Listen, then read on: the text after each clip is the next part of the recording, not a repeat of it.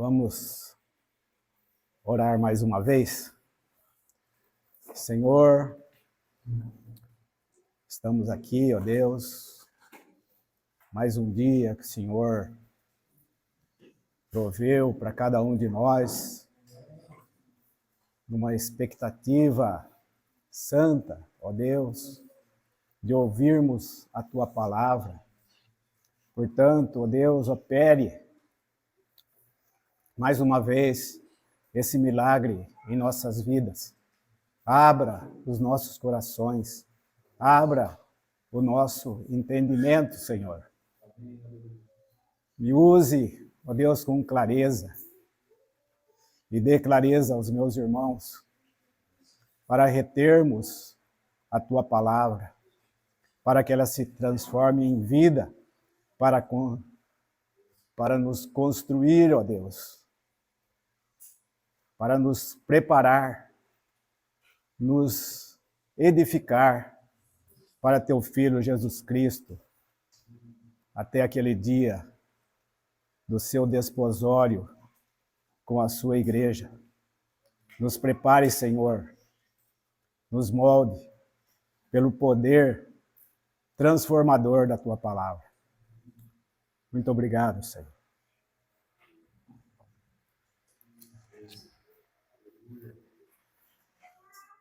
Em Mateus 5, 37, está escrito: seja o vosso sim, sim, e o vosso não, não. O que passar disto vem do maligno, disse o Senhor Jesus. Nas duas últimas ministrações que nós fizemos, onde eu trouxe a palavra, fizemos aquela pergunta, vocês se lembram? Existe crente carnal? Todas as vezes eu lembro do Daniel, né? E de uma segunda vez, pode haver algum crente que não tenha nascido de novo? Vocês se lembram dessas perguntinhas? O crente pode cair da graça? Né? Então, nós encontramos a verdadeira natureza divina no indivíduo a qual ele diz ter sido ligado. Qual que é o método que nós usamos? Somente um: olhar para a palavra, né? E conferir se isso é verdadeiro ou não. Se sim, realmente ele foi ligado. Se não, ainda permanece desligado.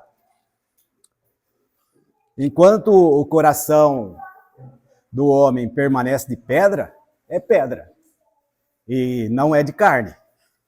Se ele foi feito novo em Cristo, é verdadeiro. Se não, não é. Permanece morto em seus pecados. E é produto da mentira. Hoje, nós responderemos a outra perguntinha. Qual é a natureza da verdadeira conversão? É também nesse mesmo sentido, né? Você pode se converter a Cristo para a salvação? O que vocês acham? Então, eu já vou adiantar, para não fazer como da última vez, deixar para o fim. Já vou adiantar para que não haja dúvida. E fazer isso novamente à luz da palavra. E hoje com mais profundidade. E rogamos que Deus faça isso nas nossas vidas.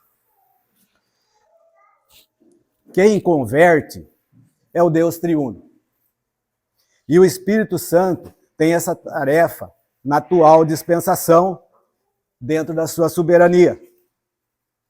O erro dos homens religiosos é justamente este: acharem que podem se converter baseados em muitos artifícios e falsificações de conversão produzidas por Satanás.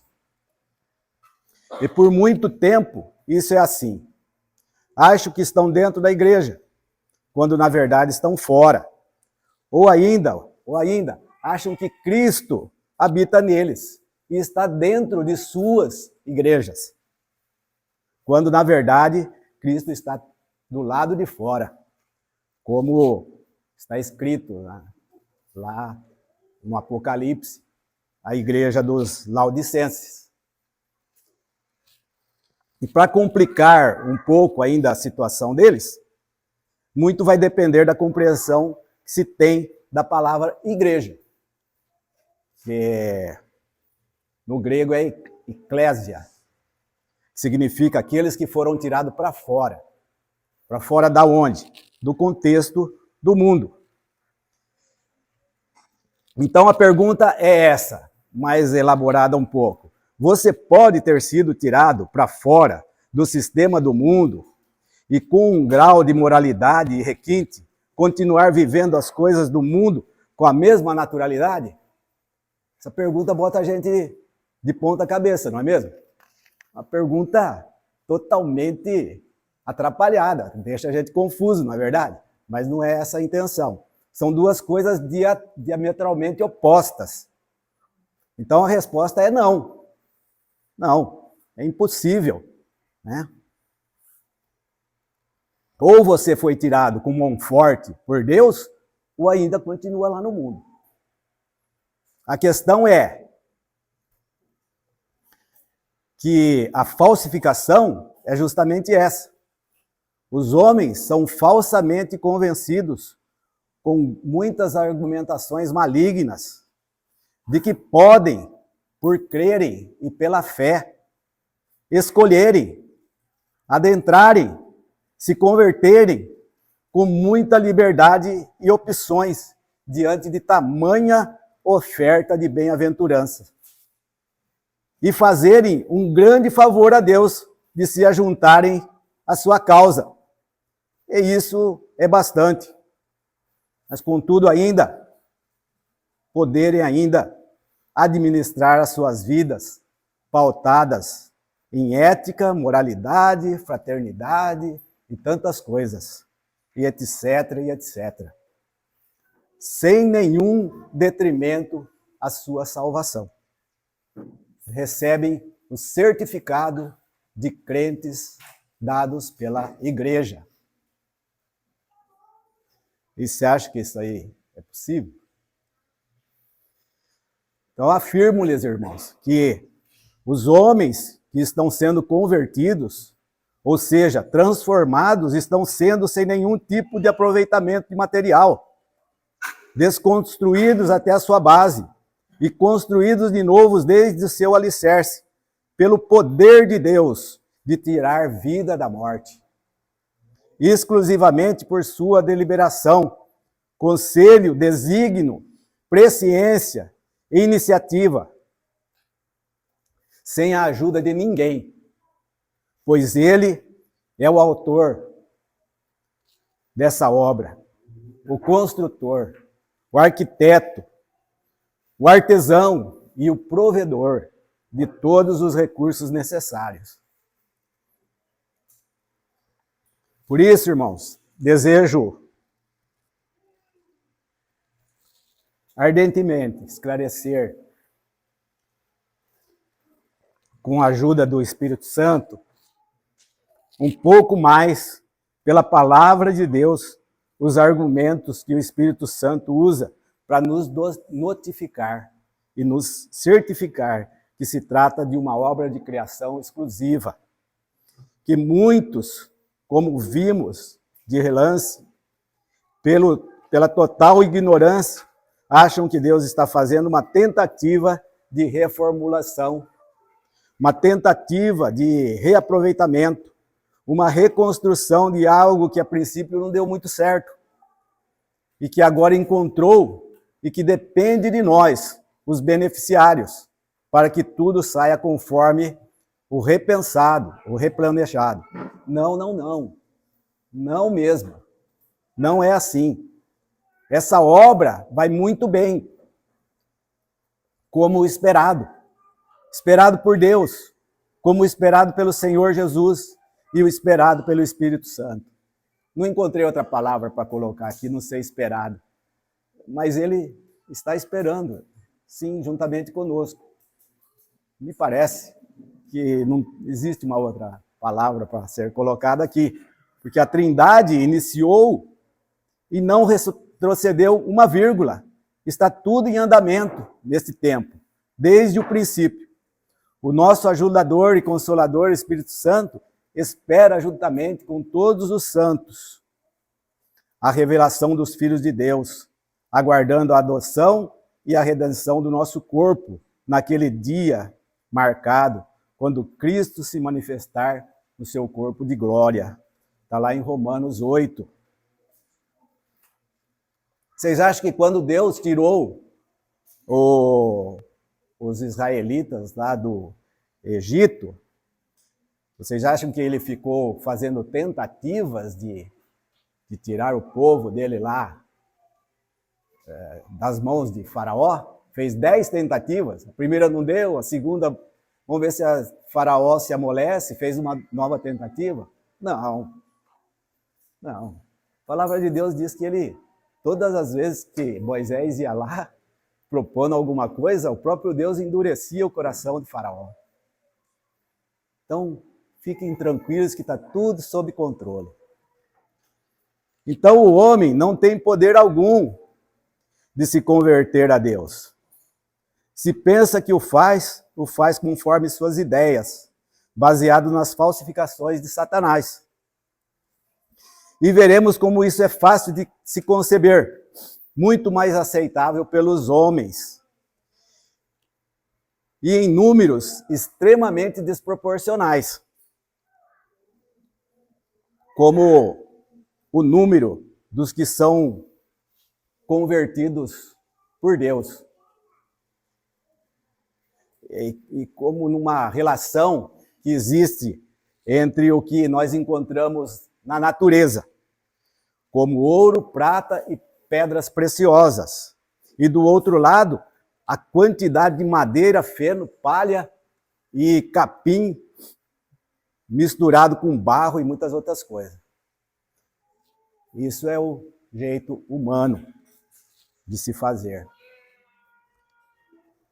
Vejamos os erros a esse respeito, em que os homens são incitados por Satanás com tamanha astúcia, que, se possível fosse, enganaria até os próprios eleitos. A natureza da conversão não é simplesmente professar o cristianismo. O cristianismo, por causa do declive perigoso de seus muitos erros hoje, né, tem uma outra conotação nos dias de hoje. Pode ser apenas um nome. Não sei se no passado se dava um valor adequado para essa palavra, mas hoje pode ser só um nome. Se fundamenta, às vezes, em palavras. Mas a obra de Deus não. A obra de Deus e o reino de Deus não consiste em palavras, mas em poder. Poder transformador, de dar uma vida nova, de tirar vida da morte, onde todos os agora filhos de Deus se encontravam. Professar o cristianismo somente, como muitas pessoas dão a entender sendo suficiente a respeito da conversão, se significasse conversão verdadeira, o que dizer das repreensões do Senhor Jesus, né, às igrejas lá do Apocalipse, de Sardes, principalmente de Laodiceia? Eram todos cristãos professos, que achavam que eram convertidos, quando não eram cristãos somente de nome, que foram ameaçados de serem rejeitados. Qualquer que profere o nome do Senhor deve apartar-se da injustiça.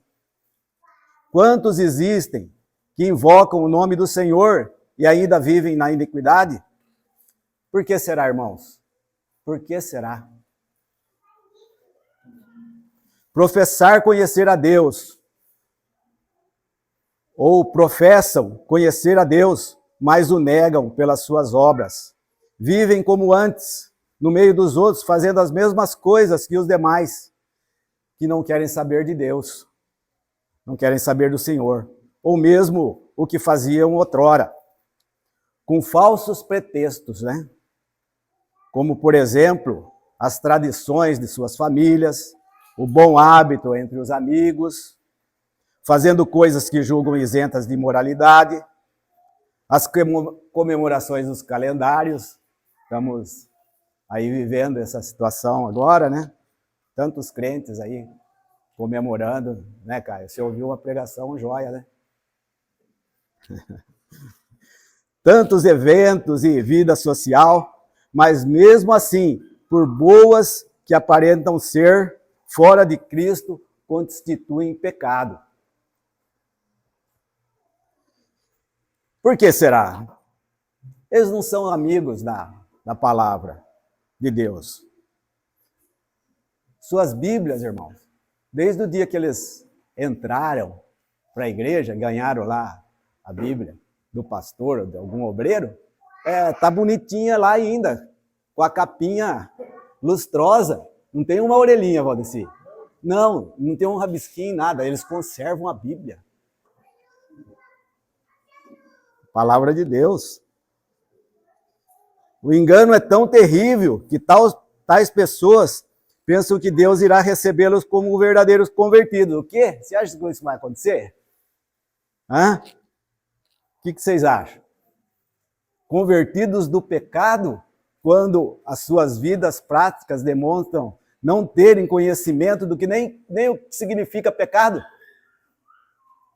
Podem reprimir os frutos do pecado em suas vidas, mas desconhecem a raiz do pecado que está fixada nos seus corações. A porca lavada volta a chafurdar-se na lama. E o cão volta a se alimentar do seu vômito. Porque as suas naturezas não podem ser mudadas. Agora, um que diz ser convertido do pecado, voltar a ser escravo do pecado, não existe também, ele é mentiroso. Hipócrita. Recusa-se a ser trabalhado pelo Senhor. Não precisa de mudança, vai tudo muito bem com ele. Dessa maneira, não precisa de médico, o Senhor Jesus disse. O Senhor só estende da sua salvação a miseráveis pecadores.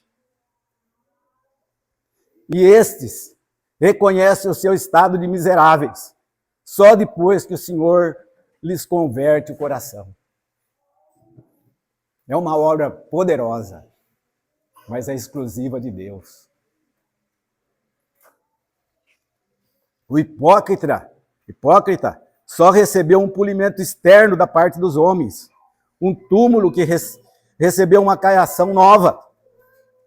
Um animal, enquanto está enjaulado, ele não demonstra a sua verdadeira natureza. O inconverso, revestido de moralidade, reprime seus atos pecaminosos e vive numa frustração contínua, porque peca na sua mente, peca no seu coração. Seu coração é abominável.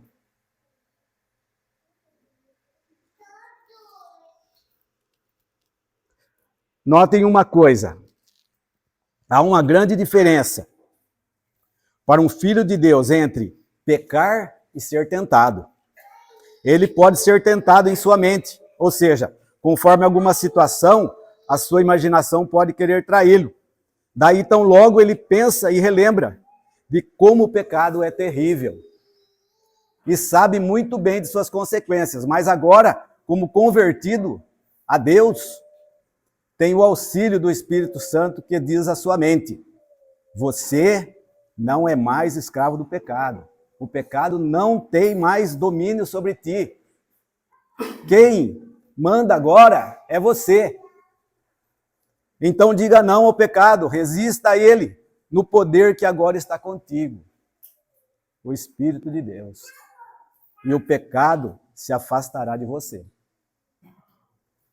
Caminhe assim vencendo a carne, o pecado e o mundo, sendo vitorioso e em triunfo naquele que te fortalece, e jamais terá sobre ti condenação alguma. Romano diz que não há mais condenação para aqueles que estão em Cristo Jesus. Lembre-se, o Senhor, na sua sabedoria, deixou o seu velho homem andar com você. Ele ainda está inteiro, como nascera. Em nada foi mutilado. Isso fez Deus para lembrar sempre da porcaria que você era e da porcaria de onde Deus te tirou. Odeie seu velho homem e subjugue-o a Cristo, porque Deus também o odeia. Olhe para o espelho e contemple o seu rosto, não como Narciso fazia, mas o espelho aqui é a palavra de Deus.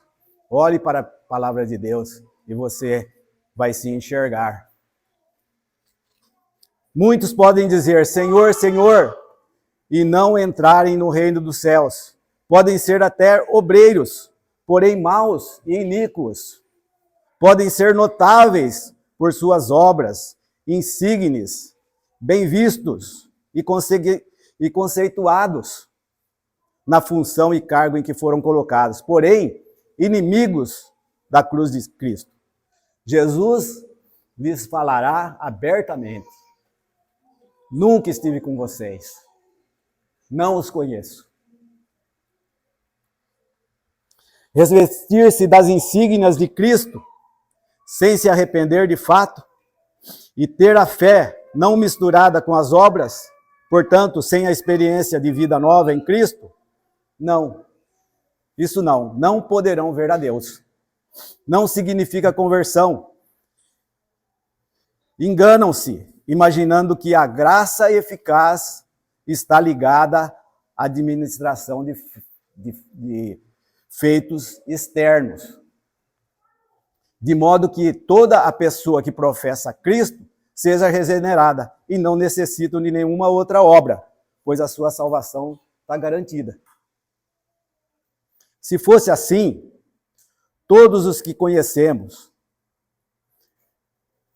vocês puxem aí na memória, que um dia professaram Cristo, estariam salvos.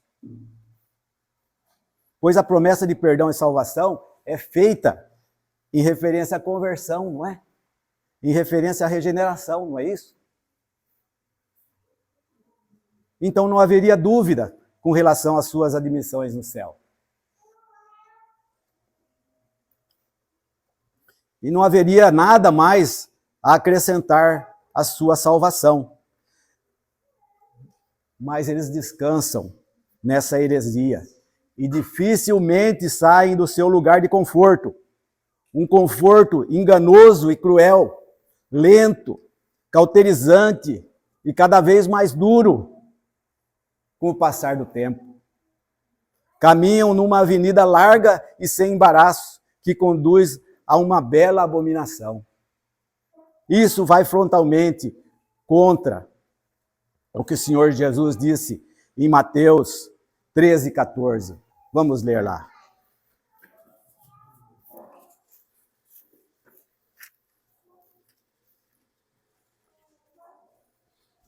Mateus 7, 13, 14.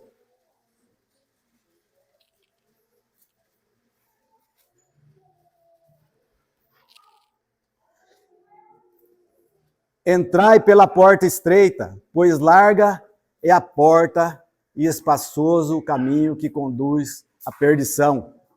E muitos são os que entram por ela. Mas estreita é a porta e apertado o caminho que conduz à vida. E são poucos os que a encontram.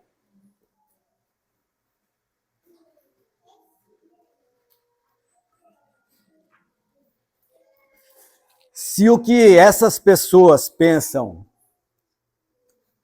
é verdadeiro, Nós não podemos mais dizer estreita e a porta e apertado o caminho. Para esses, a porta é excessivamente larga e espaçoso o caminho que conduz à vida. Se é verdadeiro o que as pessoas pensam e até pregam, milhares poderão entrar, formando fileiras de lado a lado por essa porta. E não podemos mais dizer que os justos com dificuldade serão salvos e que há necessidade de apoderar-se do reino de Deus pela violência e de tanto esforço para nele entrar, como está lá em 1 Pedro 4:18, Mateus 11:12 e Lucas 13:24.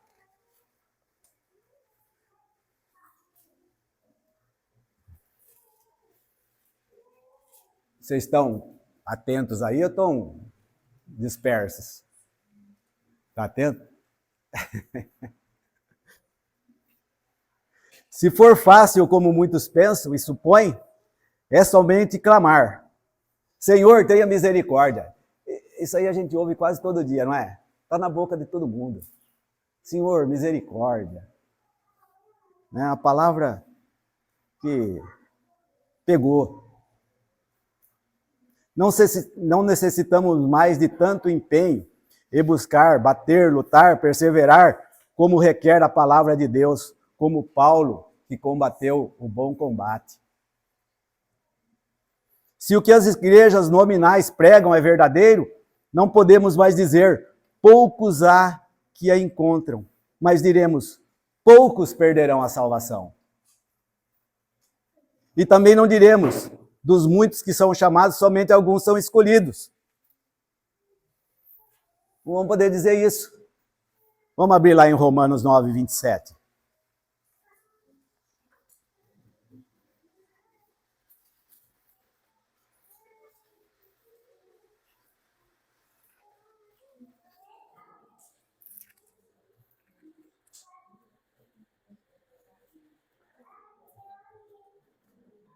Paulo cita Isaías, quando Isaías clamava acerca do Israel professo. 9:27. Isaías clamava acerca de Israel.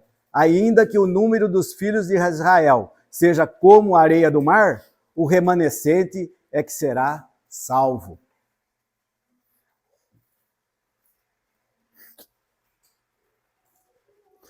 Do jeito que pregam nas igrejas, necessariamente devemos perguntar: quem então é que não vai ser salvo? Quem que não vai ser salvo? Do jeito que é pregada a palavra de Deus hoje. Hã?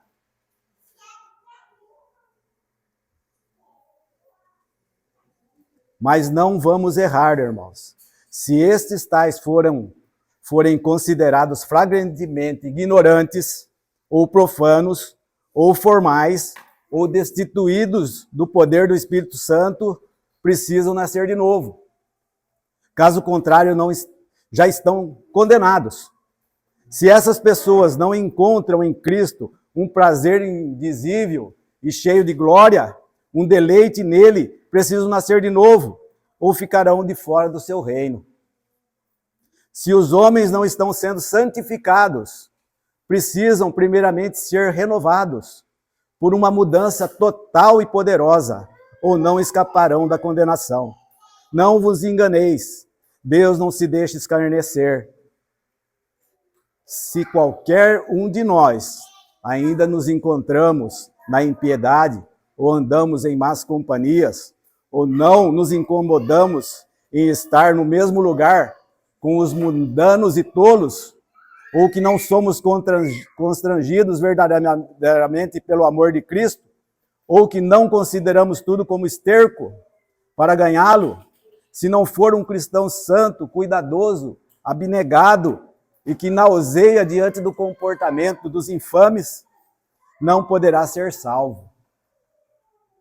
Hebreus 12:14 diz: sem a santificação ninguém verá o Senhor.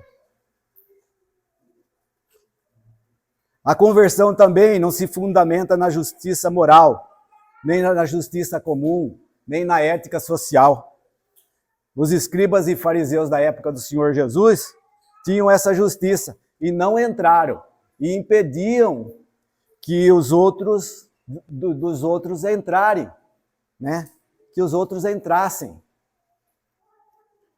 com as suas doutrinas distorcidas. Se justificaram de todas as formas, descansando nelas, foram condenados. A piedade inclui, com certeza, a moralidade, mas não vamos confundir as coisas. A conversão não consiste em uma forma exterior, de acordo com as normas da piedade. Os homens podem ter uma aparência de piedade, a Bíblia nos diz, mas negando-lhe o poder e sendo amantes de si mesmo. Podem se comportar como alguém zeloso e até irrepreensível, orando, jejuando, ouvindo a palavra de bom grado, participando dos cultos, como fazia Herodes lá quando João ia falar com ele. Você se lembra desse personagem aí, o Herodes?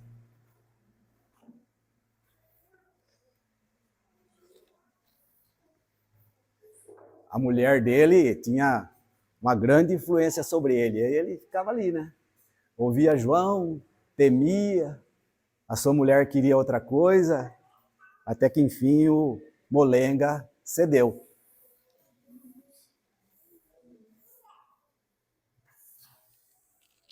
E podem se prestar a serviços a Deus, mesmo que lhes sejam caros e dispendiosos, como sacrifícios e ofertas, e não serem convertidos. Às vezes contentam-se a ir às igrejas e fazerem tantas coisas que lhes são solicitadas, até fardos pesados exigidos pela religiosidade. Não há serviço exterior que um hipócrita não possa fazer, até mesmo dar os seus bens e outras muitas coisas, e até em casos dos obreiros, milagres, né?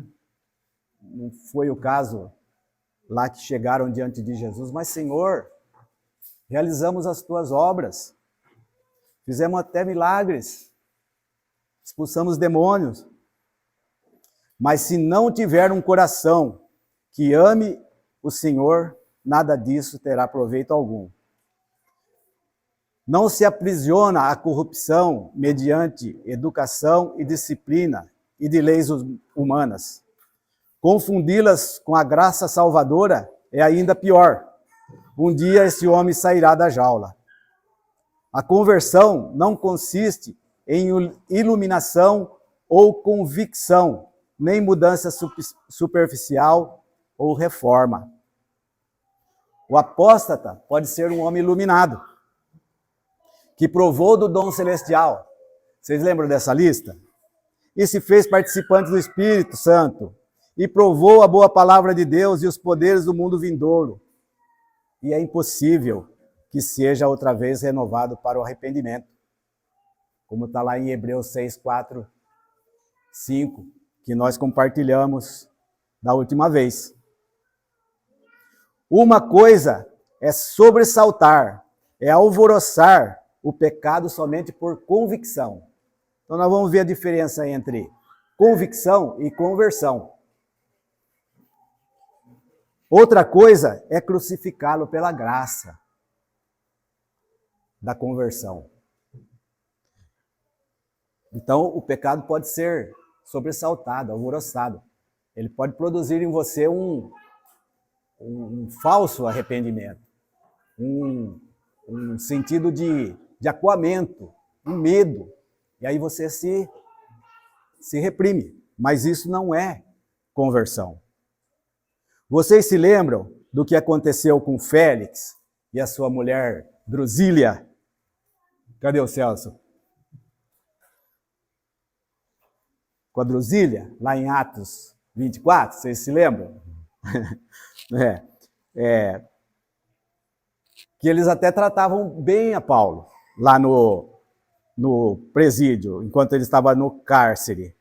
Até que um dia, quando ele era chamado, Paulo era chamado pelo governador para conversar, até que esse dia, Paulo, discorrendo sobre a justiça, o domínio próprio e o juízo vindouro, Félix ficou apavorado, ficou espavorido.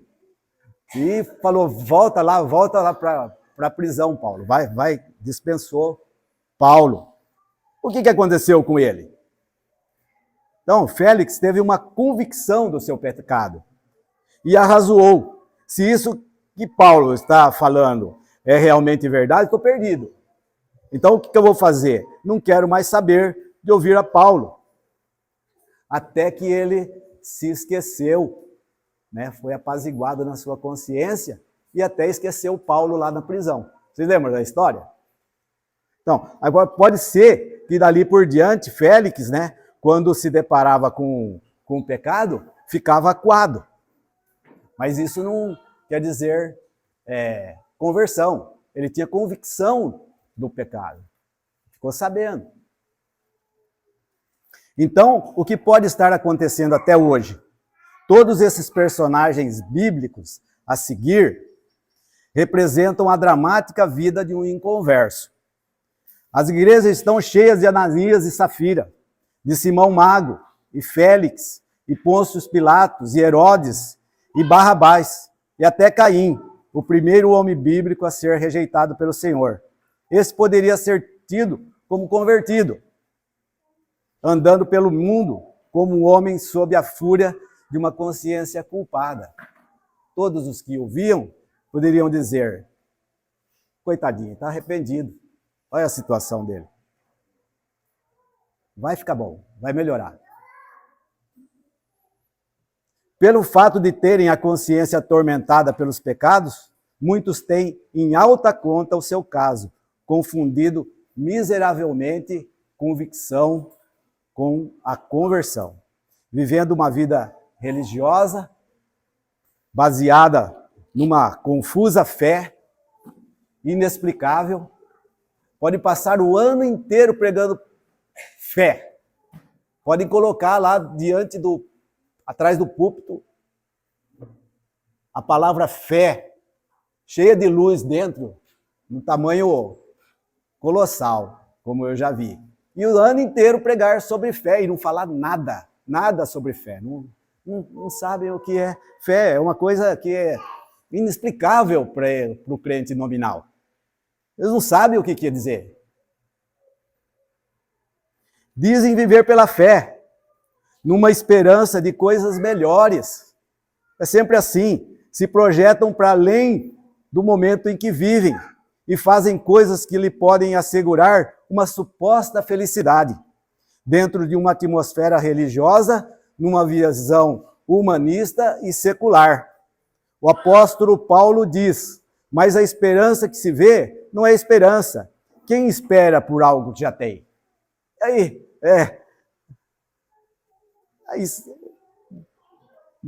ficam ali matutando sobre isso.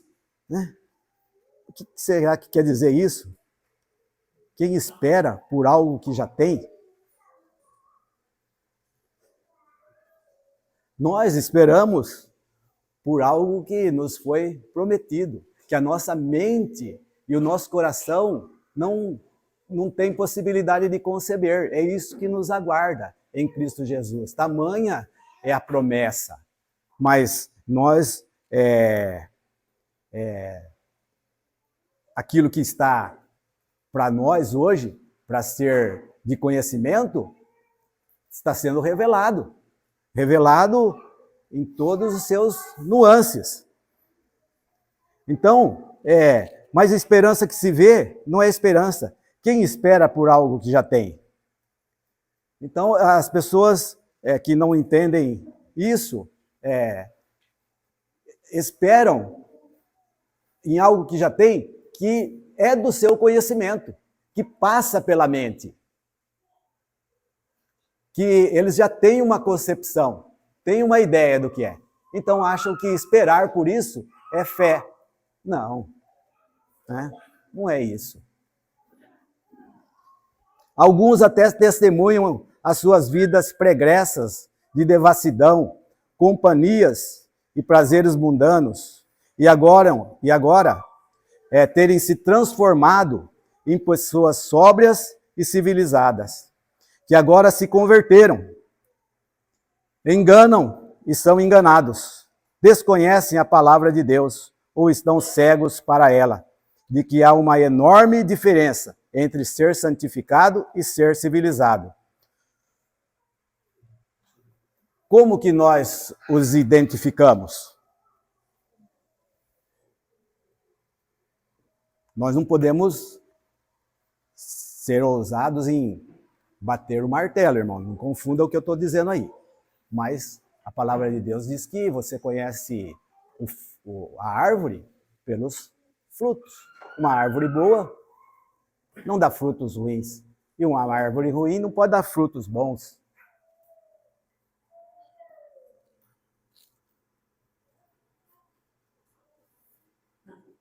Então, como que nós nos deparamos com esses, né?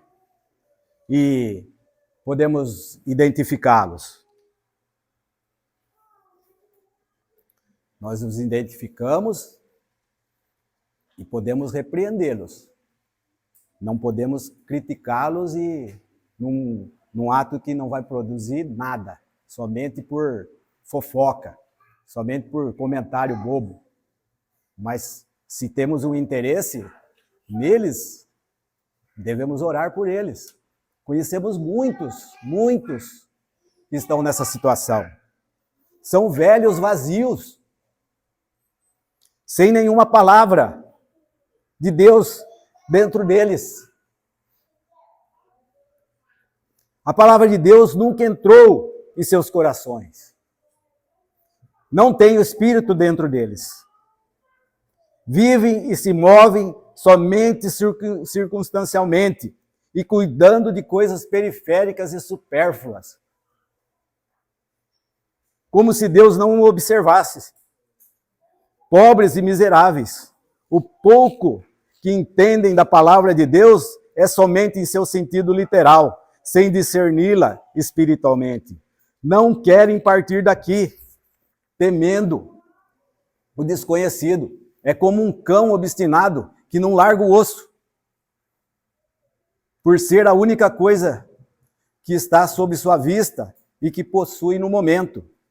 Como uma galinha que põe toda a sua expectativa e a sua atenção e os seus olhos numa conchinha de milho, tendo uma pepita de ouro ao seu lado. Isso por causa do seu instinto natural de querer encher o papo bem depressa, mas amanhã estará vazio novamente. Ah, que lástima! As suas orações são voltadas somente para si, são encurvados em si. Elas denunciam a sua natureza egoísta. Spurgeon dizia, preste atenção na oração. Você vai identificar um crente verdadeiro, um filho de Deus, e um crente nominal, um falso. Muitos procuram entrar no reino dos céus, não estando longe dele, e chegando bem perto, e contudo, deixam finalmente de alcançá-lo. Enquanto um homem é dominado pela consciência, ele ora, ouve, lê, reprime os pecados, por ele deleitáveis, mas isso não dura muito tempo. Vivemos o bastante para lembrarmos de vários casos perto de nós. Tão logo que as suas consciências se aquietam e se apaziguam, são apaziguadas, voltam gradativamente ao pecado. Mesmo antes da aflição ter passado completamente, já se esqueceram de Deus. O homem pode ter escapado da condenação do mundo e da sua torpe corrupção, sem, contudo, haver mudado a sua natureza carnal.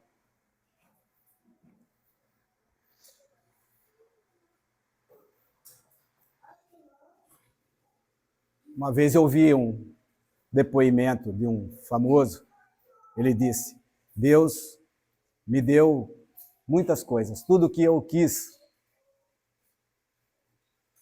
mas foi no sentido de me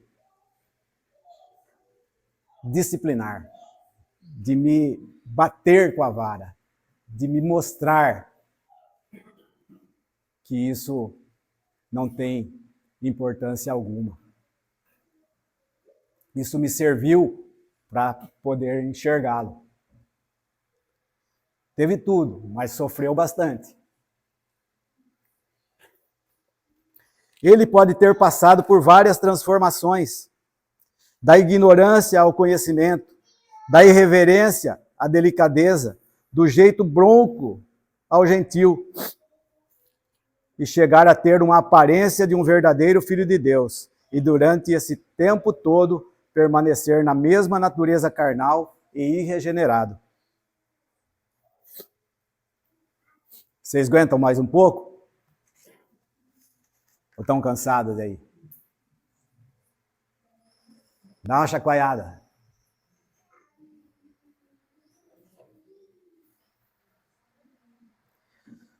O Senhor disse que não deveríamos construir a nossa casa sobre areia. A palavra de Deus tem por objetivo denunciar essas coisas dentro dos que a ouvem.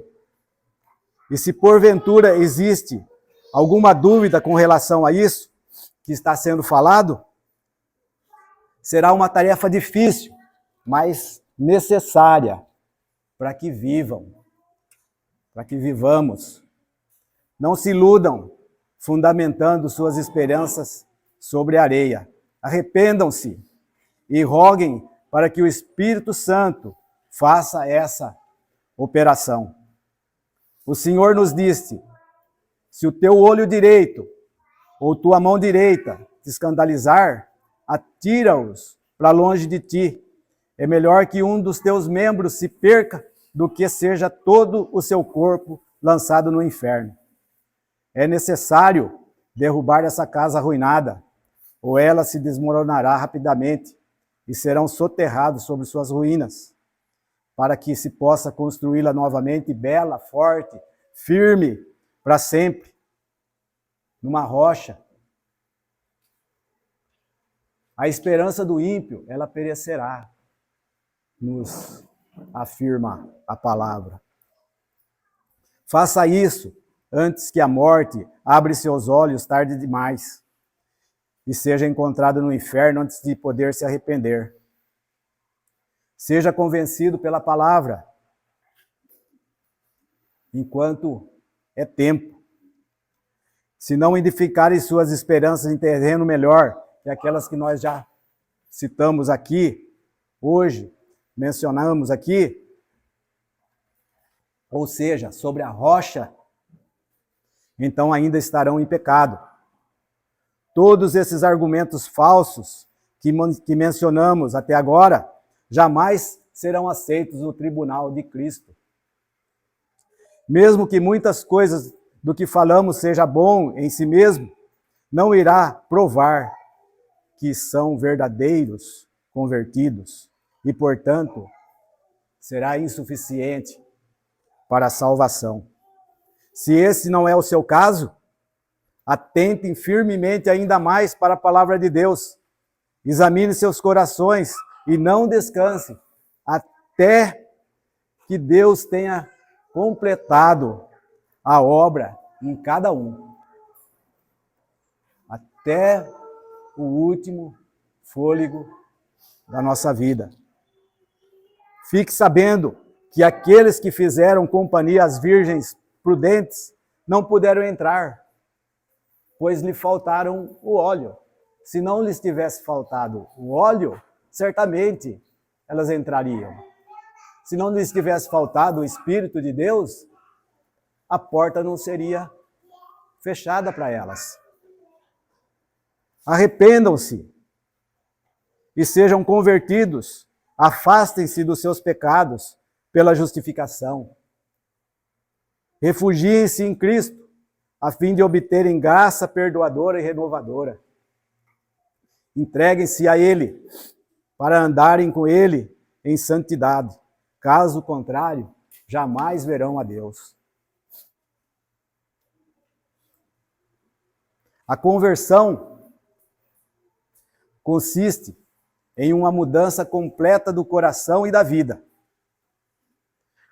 O autor da conversão é o Espírito de Deus. A conversão é chamada de a santificação do Espírito, lá em Tessalonicenses 2,13.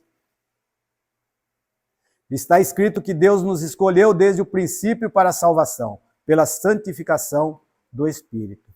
Em Tito 3,5 está escrito: Deus nos salvou mediante a lavagem da regeneração, não da reforma. É da regeneração e da renovação pelo Espírito Santo. Nesse trecho, vamos abrir lá, Tito 3, 4 e 6.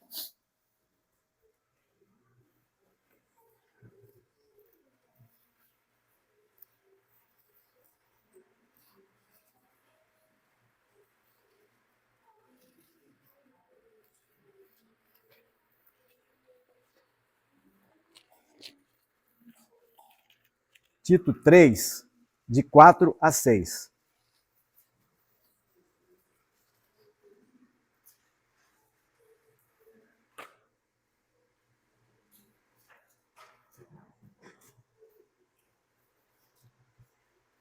Acharam aí?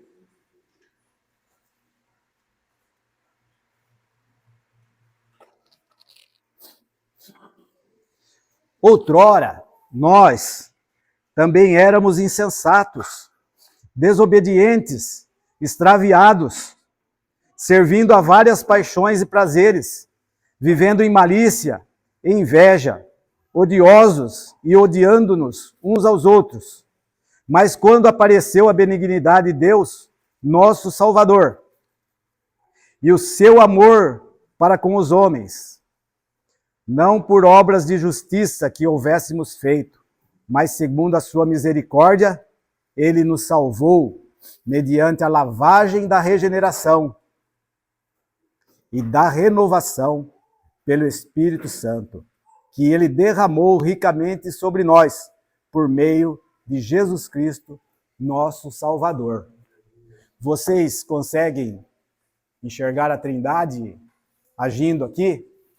Então, isso é um princípio de Deus que nós não podemos abrir mão. A Trindade sempre trabalha conjuntamente. Ela não... Então, eu vou falar aqui que o Espírito Santo é que produz a conversão, mas ele trabalha junto com a Trindade. Bem claro, temos que ter ideia do contexto todo, né? E sabermos disso. Então, Tito 3,5 está escrito: Deus nos salvou mediante a lavagem da regeneração, e não da reforma, da renovação pelo Espírito Santo. Neste trecho de Tito 3, de 4 a 6, vamos ver a Trindade trabalhando junto.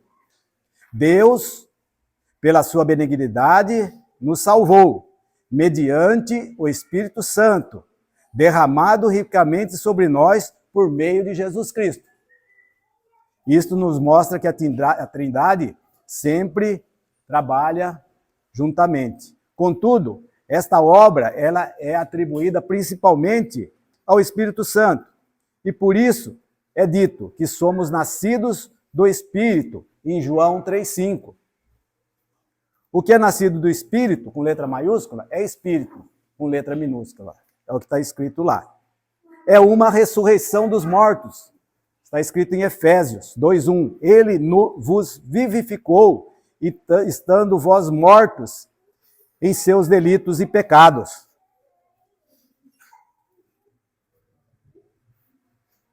Não é, Jorjão? Não é mesmo?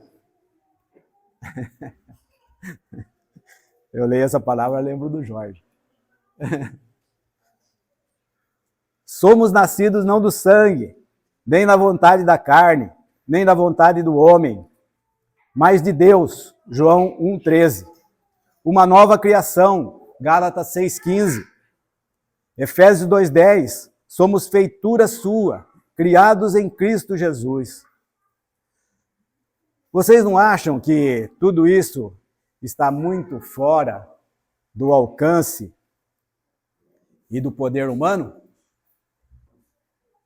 Se uma pessoa pudesse reunir em si todos os atributos possíveis, imagináveis e existentes de um caráter excelente no seu primeiro nascimento, ainda assim estaria muito longe e separada por uma parede intransponível da verdadeira conversão, pois se trata de uma obra sobrenatural. Tiago 1,18 diz: segundo a sua vontade, ele nos gerou para que fôssemos como primícias das suas criaturas, nos ressuscitou juntamente com Cristo, nos vivificou. Cada convertido é fruto da sua agonia, que suportou com dores que ele sofreu na cruz. Foram as dores do nosso nascimento espiritual, as dores de quando deu à luz a filhos. Na vontade de Deus é que temos sido santificados pela oferta do seu corpo, feita uma vez por todas. Num só dia, ele deu à luz a uma nação inteira, todos os eleitos que o Pai lhe deu. Se você é uma nova criatura, você já sabe muito bem a que deve isso. Você deve isso às agonias e orações de Cristo. Pela sua intercessão, ele nos outorgou a graça da salvação, a graça da conversão. O objeto da conversão é o pecador eleito. Vamos prestar bem atenção nesse trecho da palavra, para vocês verem que existe uma ordem aqui. Uma ordem que é escrita para facilitar o nosso entendimento. Mas na mente de Deus, isso acontece simultaneamente. Tudo junto. Tudo no mesmo tempo. Mas para nós precisamos colocar uma ordem nisso. Porque senão, nós podemos distorcer a palavra de Deus e entendê-la mal. Então, o objeto da conversão é o pecador eleito.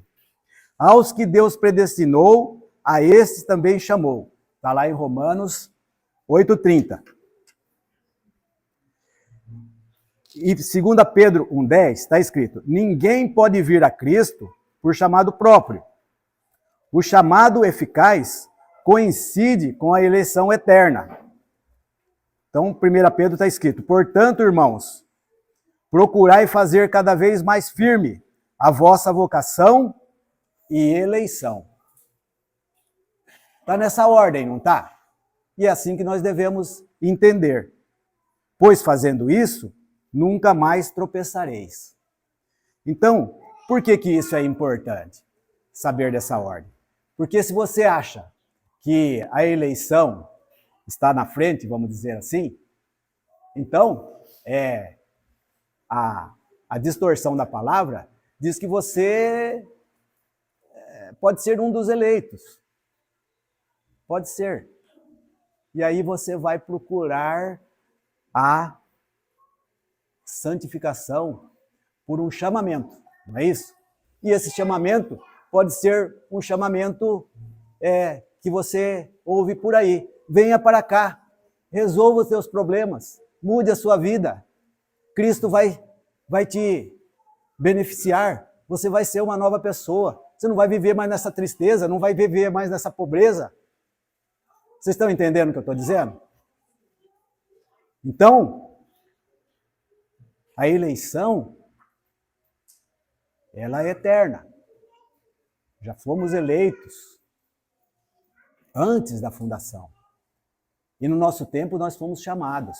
Então, recebemos o chamamento, temos a visão de Cristo, temos a visão da sua pessoa, da sua obra, aí sim nós teremos o conhecimento e a certeza e a ratificação dada pelo Espírito Santo de que somos filhos de Deus. Fomos eleitos na eternidade. Deu para captar? Se não deu, outro dia a gente... Portanto, irmãos, procurai fazer cada vez mais firme a vossa vocação e eleição, pois fazendo isso, nunca jamais tropeçareis. Essa conversão estende-se ao homem na sua totalidade. Não é algo que se coloca numa velha estrutura, e não se trata de um remendo de santidade. Mas no caso do convertido, a santidade é tecida em todas as suas capacidades, princípios e práticas. Vamos abrir lá em Lucas 5:36.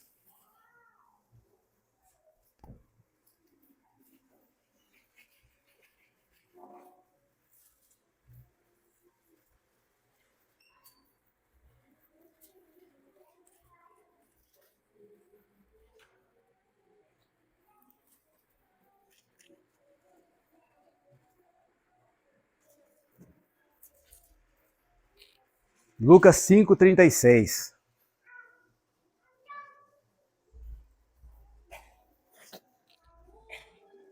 Jesus contou-lhes esta parábola. Ninguém tira um pedaço de uma veste nova e o costura numa veste velha.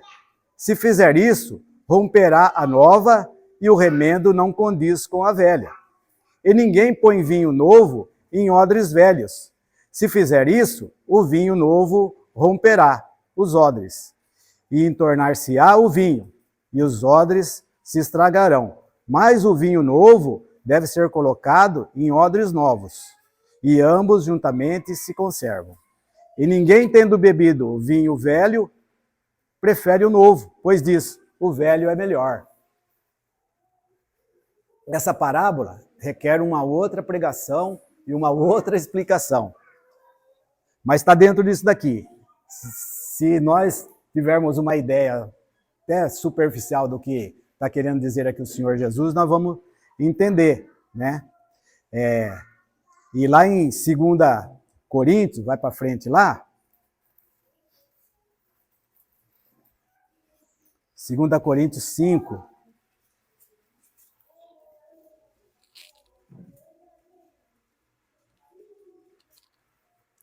Diz, portanto, se alguém está em Cristo, nova criatura é. As coisas velhas já passaram, tudo se fez novo. Então, a conversão é uma obra profunda no coração. Compungiram-se em seus corações, como está em Atos 2:37, naquela primeira pregação de Pedro. Ela produz um novo homem. No novo mundo. Ela produz um novo homem no novo mundo. É isso que podemos entender. E aí depois vocês podem estudar essa parábola do Senhor Jesus com relação a colocar um remendo de uma veste. O Senhor Jesus falou uma coisa lá, né, que era fácil deles entender, mas hoje é um pouco mais difícil. A gente não sabe aqueles negócios de como é que funcionava aqueles odres, né? Mas para nós hoje, é possível alguém pegar um vestido novo, tirar um pedaço para remendar o velho? Então o Senhor Jesus falou que, com relação aos odres, não vai colocar algo novo dentro de uma estrutura velha. não vai resolver. Vai perder tudo. Vai romper, vai entornar, vai perder o velho, vai perder o novo, vai perder o odre.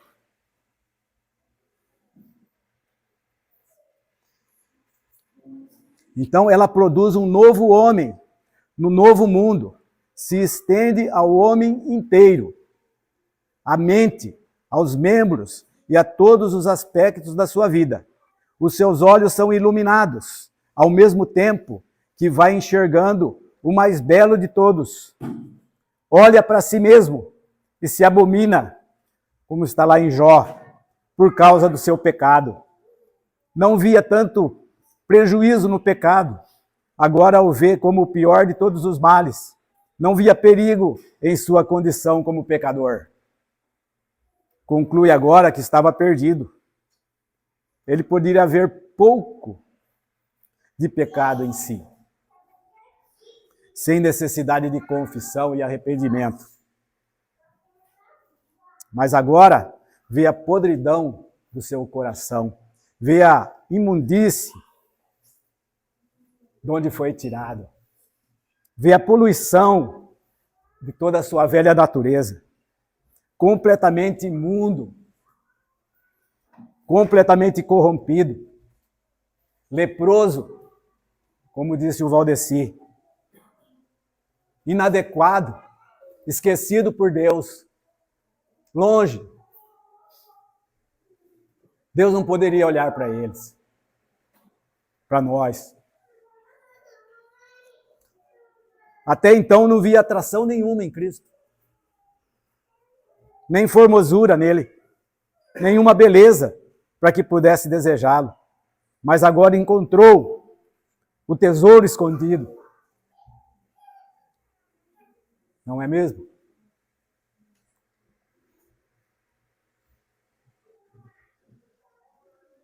E vendeu tudo para adquiri-lo. A pérola que ele procurava, não é, Valdir?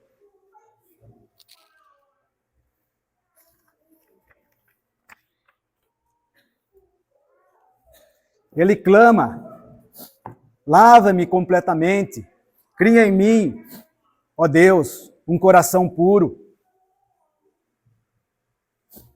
Com um novo coração e uma nova mente, ele sabe que agora Deus está inteiramente com ele.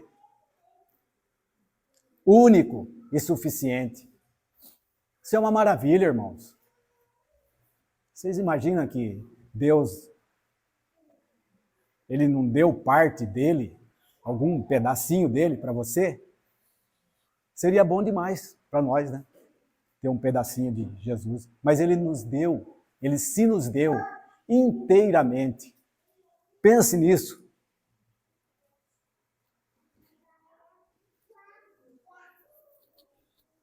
Agora olha para Cristo como mais desejável e conveniente bem para ele, a que pode e deve se sujeitar completamente.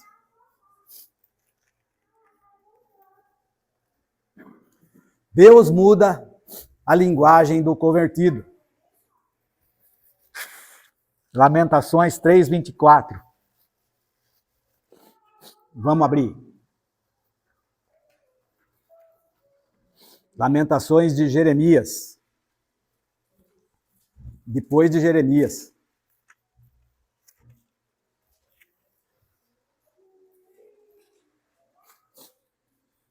Três, 24.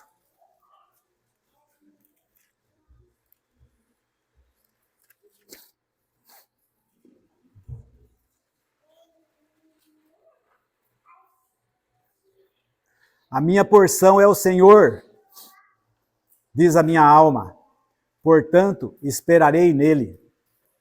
Salmo, para trás aí, irmão. 73.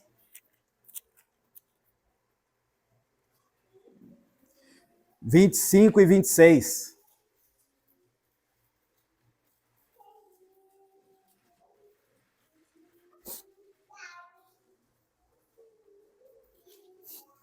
A quem tenho eu no céu, senão a ti? e na terra não há quem eu deseje além de ti. A minha carne e o meu coração desfalecem, mas Deus é a fortaleza do meu coração e a minha porção para sempre. O convertido é mudado também na sua vontade. Para ele, Deus é almejado acima de tudo, desejando ser útil a Cristo e glorificá-lo em tudo.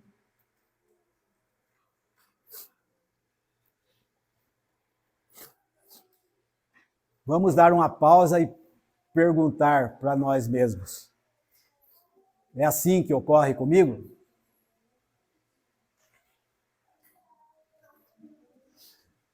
Temos que ler a palavra, ouvir a palavra atentamente e ouvi-la e lê-la contra nós. É uma tolice imaginarmos que ela está sendo lida, ouvida e às vezes buscada e encontrada e sirva para outro e não para nós. É comum isso. Pô, quem devia estar aqui era fulano de tal ouvindo essa palavra. Mas não é assim que funciona. Deus tem controle de tudo. Você não estaria em outro lugar hoje, nesse exato momento. Não poderia estar. É aqui que é o seu lugar. A escolha também é modificada. O Filho de Deus sempre escolherá Cristo como a sua bem-aventurança. Escolhe Cristo como seu Senhor. Não pode ser forçado em sua direção, e nem por necessidade alguma, mas o faz espontaneamente, por ter sido mudado no seu coração pelo Espírito Santo, que o regenerou. Escolhe a Cristo deliberadamente e o prefere a todos os bens desse mundo, não porque está aterrorizado e com medo de ir para o inferno na hora de morrer. Ele clama: venha a tua mão, socorre-me, pois escolhi os teus preceitos. Anelo por tua salvação, ó Senhor, e a tua lei é todo o meu prazer. Está em Salmo 119, 173.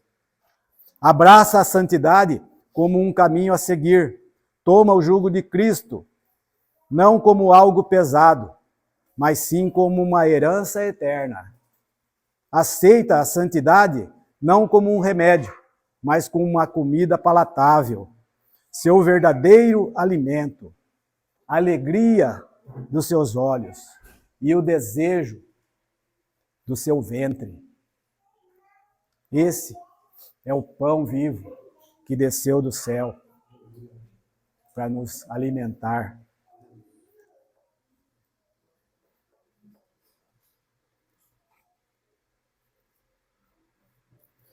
É assim que nós estamos vivendo?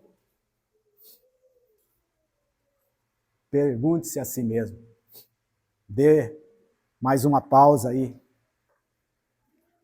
É assim?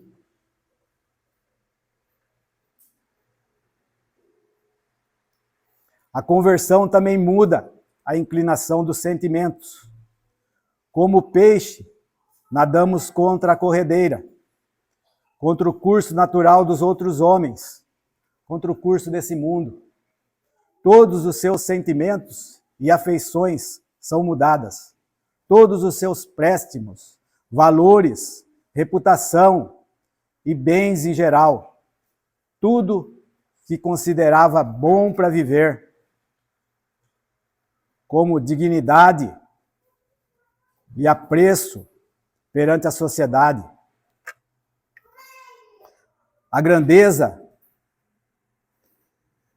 e a boa fama, tudo o que tinha em grande estima, tudo isso foi lançado para fora, como um navegante o faria com toda a sua bagagem, para preservar o seu tesouro, em vista de um naufrágio.